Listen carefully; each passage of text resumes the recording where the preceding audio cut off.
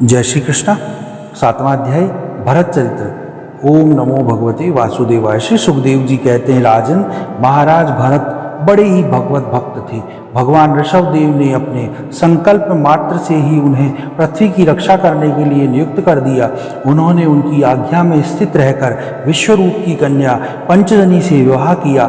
जिस प्रकार तामस अहंकार से शब्दादि 5 भूस तन्मात्र उत्पन्न होते हैं, उसी प्रकार पंचजनी के गर्भ से उनके सुमति, राष्ट्रभृत, सुदर्शन, आवरण और धूमकेतु नामक 5 पुत्र हुए, जो सर्वथा उन्हीं के समान थे। इस वर्ष को, जिसका नाम पहले अजनाब वर्ष था, राजा भरत के समय से ही भारतवर्ष कहते हैं। महाराज भरत बहुज्ञ थे। वे अपने अपने कर्मों में लगी हुई प्रजा का अपने बाप दादों के समान स्वधर्म में स्थित रहते हुए अत्यंत वात्सल्य भाव से पालन करने लगे।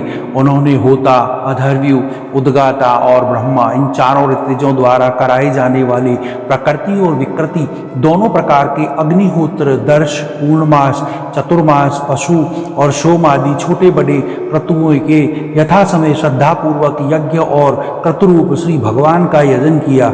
इस प्रकार अंग और क्रियाओं के सहित भिन्न भिन्न यज्ञों के अनुष्ठान के समय जब अधर्व्युगण आहुति देने के लिए हवि हाथ में लेते, तो यजमान भरत उस यज्ञ कर्म में होने वाले पुण्य रूप फल को यज्ञ पुरुष भगवान वसुदेव को अर्पण कर देते। वस्तुतः ये परब्रह्म ही इंद्रादि समस्त देवताओं के प्रकाशक, मंत्रों के वास्तविक प्रतिपाद और उन देवताओं के भी नियामक होने से मुख्य कर्ता और प्रधान देव हैं। इस प्रकार अपनी भगवत दर्पण बुद्धि कुशलता से हृदय में राग द्वेषादि मलों का मार्जन करते हुए वह सूर्यादि सभी यज्ञ भोक्ता देवताओं का भगवान के नेत्रादि अवयवों के रूप में चिंतन करते थे। इस प्रकार कर्म की शुद्धि से उनका अंतःकरण शुद्ध हो गया। तब उन्होंने अंतर्यामी रूप से विराजमान हृदयकाक्ष में अभिव्यक्त होने वाले ब्रह्म स्वरूप और महापुरुषों के लक्षणों से उपलक्षित भगवान वसुदेव में, जो श्री वास्तव, श्रीवत्स, कौस्तुभ, वनमाला, चक्र, शंख तथा गदा आदि सुशोभित तथा नरदादि निर्जनों के हृदय में चित्र के समान निश्चल भाव में स्थित रहते हैं, दिन दिन वेग पूर्वक बढ़ने वाली उत्कृष्ट भक्ति प्राप्त हुई। इस प्रकार 1 करोड़ वर्ष निकल जाने पर उन्होंने राजभोग का प्रारब्ध क्षीण हुआ जानकर अपनी भोगी हुई वंश परंपरागत संपत्ति को यथा योग्य पुत्रों में बांट दिया। फिर अपने धर्म संपत्ति संपन्न राजमहल से निकलकर वह पुलहाश्रय यानी हरि क्षेत्र में चले गए।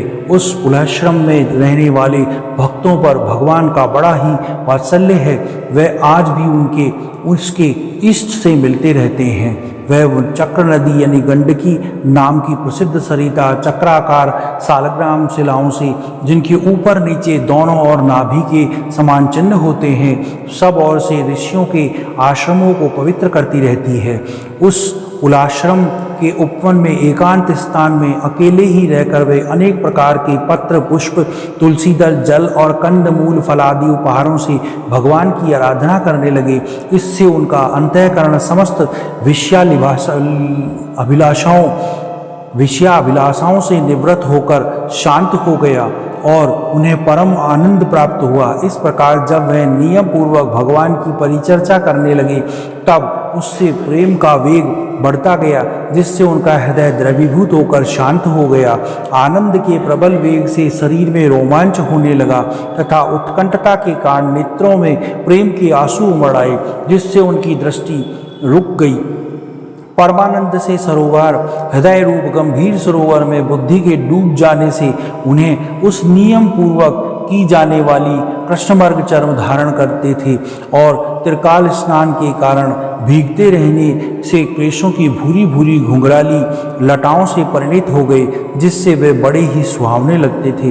वह उदित हुए सूर्यमंडल के समान सूर्य संबंधी रचाओं द्वारा ज्योतिर्मय परम पुरुष भगवान नारायण की आराधना करते और इस प्रकार कहते, भगवान सूर्य का कर्म फलदायक तेज प्रकृति से परे है। उसी ने संकल्प द्वारा इस जगत की उत्पत्ति की है। फिर वही अंतर्यामी रूप से इसमें प्रविष्ट होकर अपनी चित्त शक्ति द्वारा विषय लोलुप जीवों की रक्षा करता है। हम उसी बुद्धि प्रवचक तेज का शरण लेते हैं। बोलो भगवान श्री कृष्ण की जय। 7वां अध्याय समाप्त। ओम नमो भगवते वासुदेवाय।